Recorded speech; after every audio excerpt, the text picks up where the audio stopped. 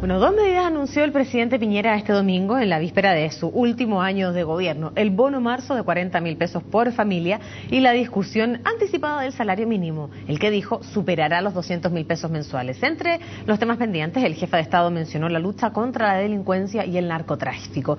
Vamos a conversar sobre estos temas. Nos encontramos con el senador de Renovación Nacional, Francisco Chaguán. Senador, gracias por acompañarnos. ¿Cómo está, Macarena? Muy bien. En primer lugar, quisiera preguntarle por estos anuncios del presidente de la República, un día antes, ¿cierto?, de la conmemoración de este tercer aniversario y un año clave, un año de elecciones. Bueno, dos grandes anuncios que vienen a reforzar la agenda social impulsada por el gobierno del presidente Sebastián Piñera.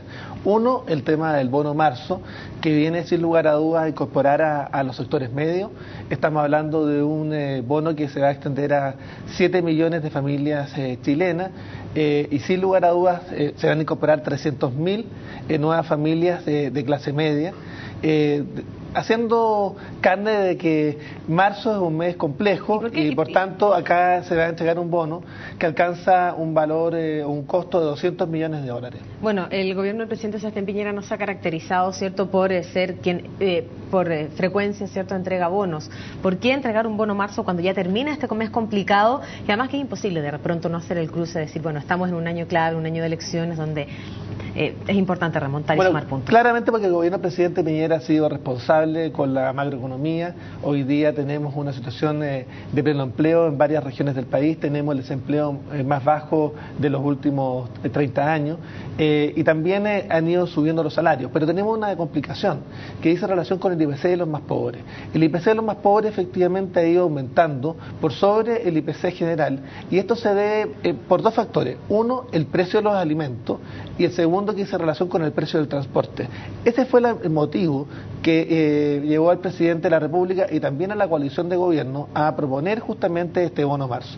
Y el segundo gran anuncio dice relación con una propuesta que hicimos en Renovación Nacional. Me tocó a mí entregar esa propuesta al ministro de Hacienda en su oportunidad, hace 5 meses atrás, para los efectos de establecer un salario mínimo que en el mes de abril se empinara por sobre los 200.000 pesos, de alguna manera quebrando esa barrera psicológica y generando todas y cada una de las posibilidades para los efectos de establecer un salario mínimo ya a julio muy por sobre ese valor. ¿Por qué lo sosteníamos? Porque primero creíamos que un aumento en las tasas de productividad de un 2%, con una inflación subyacente del 2,9% y con una tasa de interés del 5%, efectivamente daba las condiciones para que pudiéramos tener un salario mínimo de 200.000 pesos en el mes de abril. Finalmente lo que ha hecho el presidente de la República es hacerle un gesto también a Renovación Nacional, que fue los que impulsamos esta propuesta y que esperamos también incorpore también otros elementos que estaban en la propuesta original nuestra y que contemplan en el proyecto. Por ejemplo, una comisión técnica para los efectos de fijar el salario mínimo vía esa comisión técnica en los años sucesivos. Senador, vamos a hablar de este salario mínimo porque resulta curioso que al año pasado, en junio del año pasado, ¿cierto?, haya sido difícil poder establecer el salario mínimo en 200.000 pesos. Entonces, ¿qué es lo que ha cambiado desde esa fecha hasta ahora? Yo lo invito, antes de seguir conversando, a revisar las palabras de la ministra Matei de junio del año pasado, hace pocos meses atrás. Vamos a escucharlas y luego las comentamos. Hacemos un llamado para que realmente paguen lo más posible y que hagan un esfuerzo en temas de capacitación. Nosotros podemos ayudar como gobierno a la capacitación. Hay empresas que desgraciadamente quebrarían con ese tipo de salario mínimo, pero son casos que vamos a mirar. Hay empresas que quebrarían, y cuando se discutía el salario mínimo en junio del año pasado, los números en la economía, si bien son favorables, ¿cierto?, no son distintos hoy día con junio del año pasado. Por eso la pregunta cae de cajón. No, primero es sostener que nosotros manteníamos nuestras diferencias con la ministra Matei respecto a ese punto y nosotros coincidíamos con la perspectiva económica que hacía el ministro de Hacienda. ¿Y qué le hace cambiar de parecer al presidente? No, yo creo que finalmente la posibilidad con una economía que está creciendo, con pleno empleo en varias regiones del país, con un desempleo yo diría que está en los mínimos históricos y además con un alza sustantiva de los salarios del 30% aproximadamente en la región metropolitana, hace necesario revisar este aspecto, particularmente para los sectores más vulnerables y teniendo en cuenta nuevamente el argumento del IPC de los más pobres, que efectivamente los alimentos y el transporte se llevan gran parte de la tajada del salario y por eso mismo finalmente entró en razón respecto de esa argumentación y esa propuesta. Ahora yo quiero decir lo siguiente, acá no, con este salario mínimo de 200.000 pesos no se van a generar 50.000 cesantes, ni vamos a tener a las pymes quebradas. Como lo sosteníamos en aquel entonces, esto es una medida racional que hizo relación con la proyección económica, que además en ese momento coincidíamos con el ministro de Hacienda, pero finalmente no tuvimos todos los oídos y todos los acuerdos en la propia coalición de gobierno. Recuerde que ahí la UDI se opuso férreamente a que pudiéramos tener un salario mínimo plurianual, que es lo que solicitamos nosotros, con un salario mínimo sobre 200.000 pesos en el mes de abril. Considerando que la UDI es la bancada más grande y que en junio hasta hoy día, cierto, los números y las fechas, los números y las cifras no han cambiado sustantivamente, ¿la UDI también debiera entonces oponerse a este nuevo salario mínimo? Miren, los argumentos y la marcha de la economía nos dieron la razón. Y por tanto creemos que... Pero son muy pocos meses, senador. Sí, son pocos meses, son 5 meses. Claro. Por eso creímos que fue una mala decisión no haberlo hecho cuando Renovación Nacional lo pidió al presidente de la República y al ministro de Hacienda. Hoy día tenemos que aplaudirlo, porque en definitiva tenemos un presidente de la República que tiene el coraje y la audacia de adelantar el reajuste del salario mínimo, adelantar la discusión, y por otra parte también ser capaz de generar el bono marzo, que involucra un costo de $200 millones. Y por ahí también hay algunas críticas, especialmente de los sectores de la pequeña y la mediana empresa, que señalan que ellos reciben pagos a 30, 60 días, por lo tanto, un cambio en los salarios que ellos pagan, que es el salario mínimo, significaría un problema económico para ellos. ¿Pudiera ser esto un arma de doble filo? Nosotros creemos que el alza del salario mínimo, el reajuste del salario mínimo, estamos hablando de niveles racionales y por tanto esto no va a significar efectivamente desbarajustar las finanzas de las pymes. Ahora, un tema distinto, y que tú lo has planteado, es la distinta vara con que hoy día las pymes se ven enfrentadas en el sistema económico, y nosotros hemos señalado claramente, y el gobierno del presidente Piñera ha impulsado medidas con las necesidades de poder pagar en tiempos y formas razonables a las pymes. Hoy día lo que no puede ocurrir es que una pyme finalmente demore 120 días en hacerse pago finalmente de un servicio, porque eso en definitiva altera sus condiciones económicas. Pero además la reforma... Pero es su realidad. Sí, absolutamente, pero la reforma tributaria impulsada también por el gobierno del presidente Piñera y también por Renovación Nacional, también busca efectivamente establecer las posibilidades que las pymes tengan mejores condiciones y acceden también a ventajas tributarias. Eso también ha sido parte de la discusión que en su oportunidad pusimos sobre la mesa con las modificaciones pertinentes en la reforma tributaria.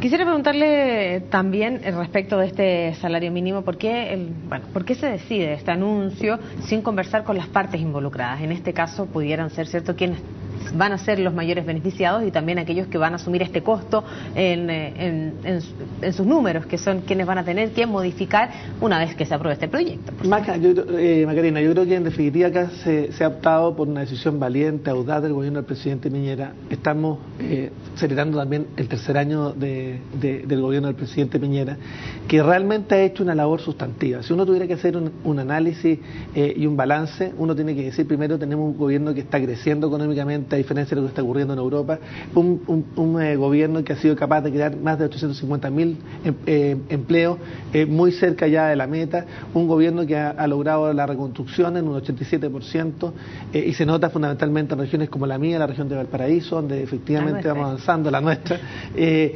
está avanzando con una reforma educacional de envergadura, y yo quiero aprovechar de que estamos en una fecha compleja, de señalar, el gobierno de Michelle Bachelet dejó cerca de 150.000 becas de educación superior. Este gobierno va a terminar con 400.000 becas de educación superior.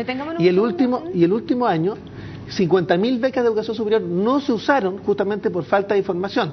Estamos justo en el periodo clave, por tanto es importante que aquellos estudiantes se informen respecto de las posibilidades que tienen. Detengámonos un segundo, nos queda ya muy poco tiempo para hablar precisamente de esta persona que usted trajo a colación, la expresidenta Michelle Bachelet. Parece un mes claro, marzo, ¿cierto? Va a haber bono de 40.000 pesos para determinadas familias. Marzo también es la fecha en la cual la expresidenta Bachelet va a manifestar sus intenciones respecto a este año claro, en año de carrera presidencial, donde esta carrera comenzó ya a correrse en su coalición, con matices, con diferencias, sin duda. Bueno, ¿cómo ve usted el escenario político en este mes clave, mes mes de bono, mes que la expresidenta Michelle Bachelet tiene que volver a la escena política? Bueno, estamos claros primero que el escenario está completamente abierto. Yo quiero señalar, mire, tenemos encuestas muy positivas respecto ya que los dos candidatos de la coalición están prácticamente empatados. Esta es una encuesta en Viña del Mar, reciente. ¿Están empatados en Viña del Mar? En Viña del Mar, Valparaíso, empatados con una leve ventaja a favor de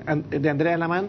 Por tanto, yo quiero señalar lo siguiente. Primero, la elección está completamente abierta en la coalición y también en la elección nacional. Pese y para a que ello, las encuestas reconocidas incluso dan por ganadora a la expresidenta Bachelet, si es que decidiera ella ser candidata en primera vuelta. Primero tenemos una candidata, y con todo el cariño que le tengo a la expresidenta, que en definitiva no está en los grandes temas de país.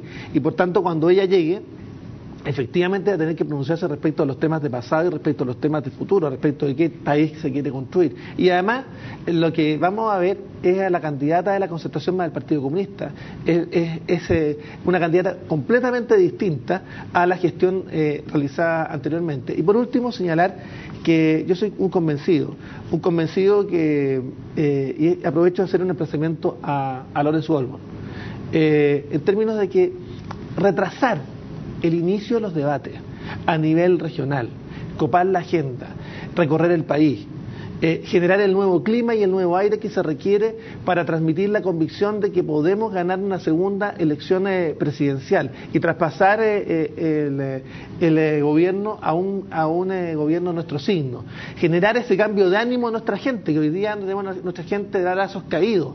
Es absolutamente necesario. Y por eso es tan importante generar estos debates regionales, recorrer el país, que estos terminen en la posibilidad de generar compromiso con las regiones y adicionalmente ser capaces de poder transmitir ese nuevo clima, ese nuevo aire tan necesario para que en definitiva la gente salga, la gente nuestra, a defender la obra del gobierno del presidente Piñera. Senador, ya no nos queda más tiempo, ya vamos a tener oportunidad de conversar, por supuesto, de esta carrera presidencial que está desplegada ya en su coalición. Gracias por acompañarnos. Muchas gracias, Magrela. Y saludos a la región. Hasta luego, muchas gracias.